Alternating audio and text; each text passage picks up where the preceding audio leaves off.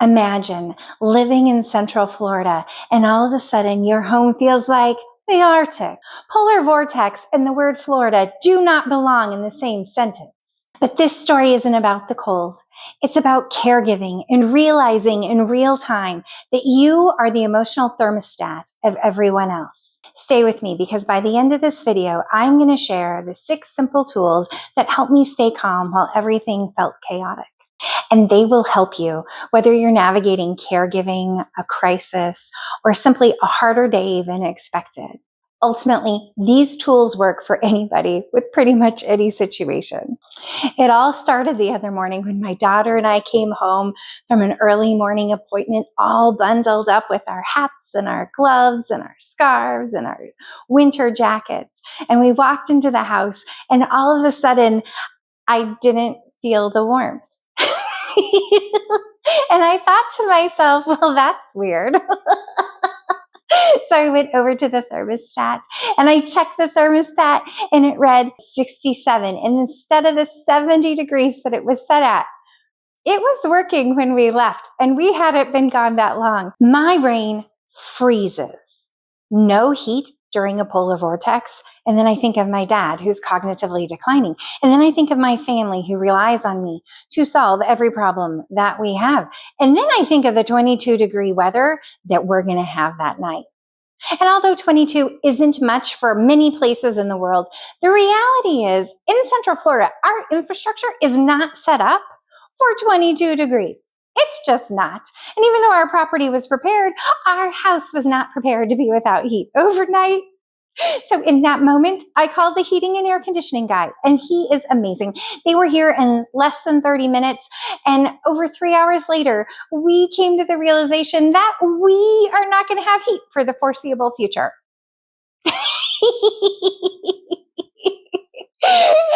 And we still have a week of polar vortex.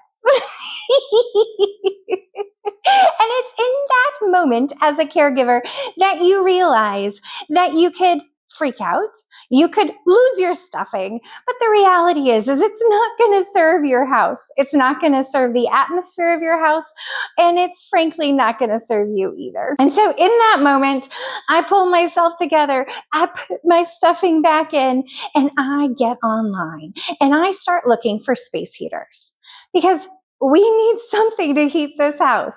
Now remember, we're in Central Florida. Space heaters are not something that people really sell around here. It's something that's in very small quantities. And when there's a polar vortex and it's already been going on for a couple of days, everything is sold out. And again, your brain goes, oh, great. I can't even go to the store and buy something. And you're like, okay, but don't worry. Everybody can ship it to you in 2 days. We can get it in 2-day mail, but that's not going to solve my problem that night. And again, everybody's looking at me going, what's the plan? And I'm like, oh, it's okay. I'm going to figure it out. And in that moment, I shifted gears. Next option, buy used. I looked on OfferUp, Marketplace, Craigslist, and I found 2 units.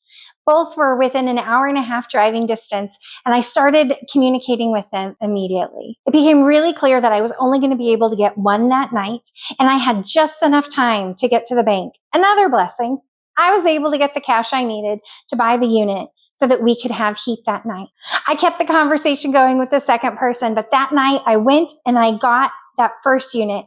We got it plugged in and it started to bring heat back into the house and everybody was ecstatic.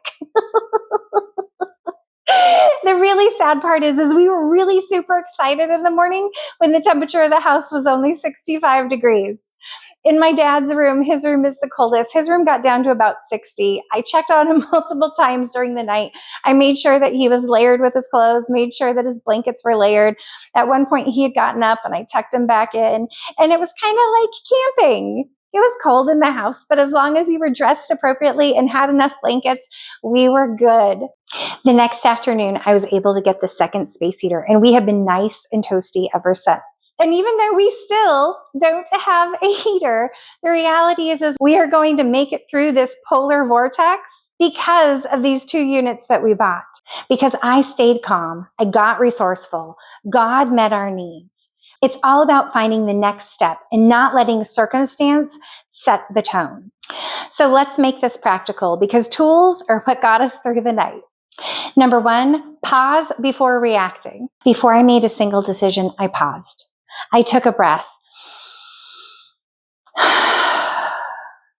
Not because I had a solution, but because panic never brings clarity. One breath can change the entire tone of the moment. Number 2, solve the next problem only. I didn't ask, how are we going to survive this? I asked, what's the next step? And the next step was heat. So I looked for heat, and they were sold out. I thought outside the box, as caregivers do, and I went to community marketplaces. And within a short time, I had 2 units that were going to work beautifully for us. Problem solved, one step at a time. Number 3, narrate calm out loud. I didn't hide what was happening from my family. Not that I could, because it was cold inside the house. Yet I calmly explained it, and I kept them all in the loop. I let them know that we had a plan, that I was going to figure it out, and that we were going to be safe. And we may not be at our normal level of comfort, but that we were going to be okay. When caregivers narrate calm, others borrow it. It works. Number 4, control what you can. I could control reminding people to put on layers, offering blankets, offering warm drinks, the tone of my voice, the lighting in the house. Caregiving calm often comes from controlling the small things. Number 5, reframe the moment. As a person of faith, I am focused on gratitude.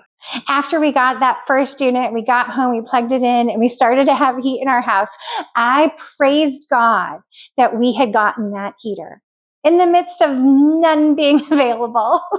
I am so thankful for his provision. Gratitude doesn't change our circumstances, but it changes the way in which we are able to move through our circumstances. Instead of freaking out about our situation, having gratitude and being able to problem solve it, it brought peace to our home. It is everything. Number 6, remember, you are the emotional thermostat of your home. That night, I realized something. Even though the heat was out in our home, the emotional temperature of our home was my responsibility. And choosing calm was the most loving thing I could do for all of us. Not just them, but also for me. Whether it's a polar vortex or a caregiving crisis, the reality is that caregiving is filled with moments like this. They come out of nowhere. They knock the wind out of you, and they ask way more out of you than you think that you are able to give. But the coolest part is you don't have to wait for perfect conditions to show up and bring peace. You set the tone. Calm isn't ignoring the storm. It's deciding on how you're going to walk through it. One step at a time, one deep breath at a time. Trusting your calm is more powerful than you realize. It all starts with you, and you've got this. If this story resonates with you, I would love for you to subscribe and share it with somebody who needs this. And tell me in the comments, what has tested your calm recently? Were you affected by one of the crazy storms that's happened in the last 2 weeks in the United States? Is there something else that's tested your calm? Let us know. Let us support each other through this journey. If this video touched your heart in any way, I ask that you buy me a cup of coffee. Links in the description below. I pray that this video met you where you are at, that you have come and that you have been filled. And with that full cup, that you are able to go out into the world and overflow. Because if we all went out into the world and overflowed, the reality is we could change the world. So let's go out and change the world. Have a beautiful day. Or I could decide that calm mattered more than my circumstances. In caregiving, how you handle chaos is contagious. Stress can escalate a loved one's anxiety, but calm is grounding. It recenters. Research shows that a caregiver's demeanor directly affects the emotional state of those with cognitive decline. So keeping your cool isn't just nice. It's essential, especially in a challenging situation.